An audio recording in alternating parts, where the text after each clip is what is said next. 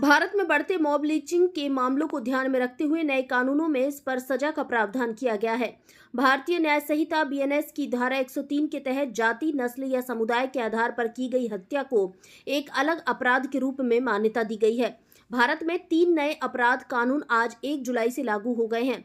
इनमें भारतीय न्याय संहिता बीएनएस, भारतीय नागरिक सुरक्षा संहिता बीएनएसएस और भारतीय साक्ष्य अधिनियम बीएसए शामिल हैं। खास बात यह है कि नए कानूनों पर सबसे पहले उत्तर प्रदेश में अमल किया गया है। नए कानून के तहत यूपी के कानपुर में 2 एफआईआर दर्ज की हैं। बता दें कि ये तीनों कानून दिसंबर 2023 में संसद से पास हुए थे। इन नए कानूनों में भारत में आज़ादी के बाद से ही औपनिवेशिक काल के आपराधिक कानूनों की जगह ली है। सरकार ने इन नए कानूनों के बारे में कहा था, यह भारतीयों द्वारा भारत के लिए बनाए गए कानून हैं। भारतीय न्याय संहिता 2024 में दर्ज धारा 69 के अनुसार छल पूर्वक यौन संबंध बनाने के मामले में सजा का प्रावधान है।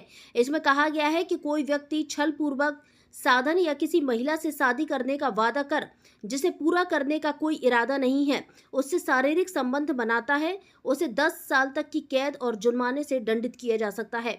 छल पूर्वक साधन में रोजगार या पदोन्नति का झूठा वादा, किसी तरीके का दबाव डालना या असली पहचान छिपाकर शादी करना शामिल है। भारत संवाद से विशाल सैनी की रिपोर्ट।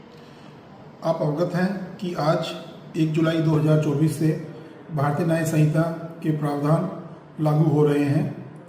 इसी क्रम में आज थाना कल्याणपुर पर भारतीय न्याय संहिता के अंतर्गत प्रथम अभियोग पंजीकृत किया गया है, जिसमें एंटी रोमियो दल के द्वारा एक व्यक्ति जो सार्वजनिक स्थान पर आदिजाति महिलाओं पर अशोभनीय और अश्लील टिप्पणियां और शब्दों का प्रयोग कर रहा था, उसके विरुद्ध धारा 79 और धारा 296 भारतीय न्याय संहिता के अंतर्गत अभियोग पंजीकृत किया गया है।